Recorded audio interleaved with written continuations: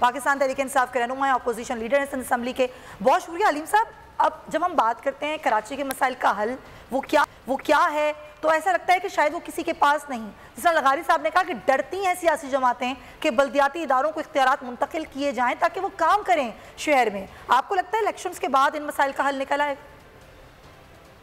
देखिए, मैं समझता हूँ कि जब तक आर्टिकल 140A पर उसकी रूह के मुताबिक अमल नहीं किया जाएगा, उस वक्त तक बाख्तियार बल्दियाती निज़ाम नहीं हो सकता। आर्टिकल 140A के हवाले से जो सुप्रीम कोर्ट की चीफ जस्टिस का जो फैसला था, उसके अंदर तीनों किस्म की एडमिनिस्ट्रेटिव, फाइनेंशियल और पॉलिटिकल इख्तियारात जो हैं वो नीचे बल्दियाती इदारों को दिए जाने चाहिए। और बल्दियाती लोकल गवर्नमेंट हैं, वो कोई जेली इदारा नहीं है सूबाई हुकूमत का या MNA का या चीफ मिनिस्टर का।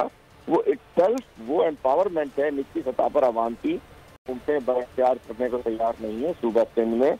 और वो चाहते हैं कि कितने बड़े तमंगर बन के आ जाएं, लेकिन उनका भी एक जुम्बिश कलम, एक सेक्रेटरी साहब जो है, प्रोविंशियल सेक्रेटरी साहब, जो वो उसको डिपार्टमेंट के लोकल गवर्नमेंट का सेक्रेटरी के इशारों पर वो नाच सके। तो मैं समझता हूँ कि सिर्फ इलेक्शन कराना, इलेक्शन तो इंशाल्लाह इन्होंने बड़ी भागने की कोशिश की, बहुत कुछ किया, लेकिन इंशाल्लाह इलेक्शन से अमल दरामद हो रहा है। और लेकिन मैं समझता हूँ कि इलेक्शन होने के बाद, बल्दियाती इदारे मुकम्मल होने के बाद, इनको बाइख्तियार करना आइन की रूह से जब तक ठीक नहीं करेंगे, जब तक यही चलता रहेगा कि जी वाटर बोर्ड के एक सिस्टम के पास है तो सेवरेज दूसरे सिस्टम के पास है, SPCA तीसरे सिस्टम के पास है, KDA चौथे सिस्टम के पास है। ये सिस्टम के हवाले जब तक ये कराची रहेगा, डिपार्टमेंट कचरा उठाना एक और सिस्टम के पास है, नाले किसी और सिस्टम के पास है। तो ये सिस्टम जब बाहर निकलेगा उसके बाद ही कराची ठीक। यानी कि आप ये कह रहे हैं कि बल्दियाती इलेक्शंस हो भी जाएं, चाहे आपकी जमात जीते चाहे कोई जमात जीते, जब तक ये सिस्टम चेंज नहीं होगा तो मसाइल हल नहीं हो सकते। देखिए, मैं समझता हूँ इंशाल्लाह अल्टीमेटली कोई मुकाबला ही नहीं है। इंशाल्लाह पाकिस्तान तहरीक इंसाफ का मेयर होगा, हम जीत रहे हैं इलेक्शन। लेकिन अगर जब तक ये सिंध हुकूमत इसी अंदाज में अपनी इन्वॉल्वमेंट रखेगी ये लोकल गवर्नमेंट सिस्टम पे और उसको आज़ाद नहीं करेगी उस अंदाज से जो आइन ने उसको इख्तियारात दिए हैं, उस वक्त तक NSC ले लेगी, PFC नहीं करेगी, नीचे बल्दियाती इदारों को उनको फंड उस तरीके से इख्तियार के समय तकसीम होंगे, उस वक्त तक कराची शहर का हाल ऐसा ही रहेगा। चूंकि कब तक हम वफाक को इन्वॉल्व करते रहेंगे।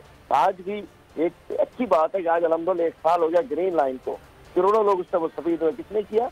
वफाक ने। नाले साहब किसने किए? उस वक्त की हमारी वफाक ने। पानी का सोच कौन रहा होता है? वफाक की हुकूमत।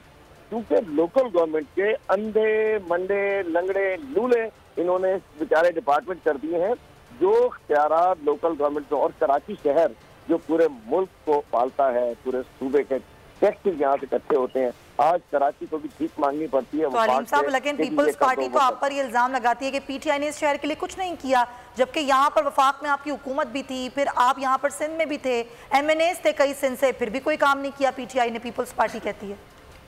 देखिए, मैं अल्हम्दुलिल्लाह मैं जमात अफरीक नहीं करता लफ्जों की। मैं ये बताना चाहता हूँ 15 साल दौर पीपल्स पार्टी का, और जो उन्होंने डेवलपमेंट पे 10,400 अरब रुपए आए पिछले 15 साल में, और जो डेवलपमेंट पे उन्होंने खर्च किया वो 1900 अरब किया।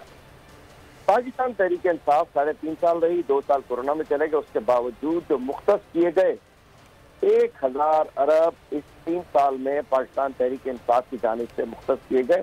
650 अरब कराची पे, जिसमें के नालों की सफाई, KCR, फ्रेट टर्मिनल, K4 और उसके अलावा ग्रीन लाइन, इसके ऊपर 650 अरब बाकी सिंध गवर्नमेंट के थे।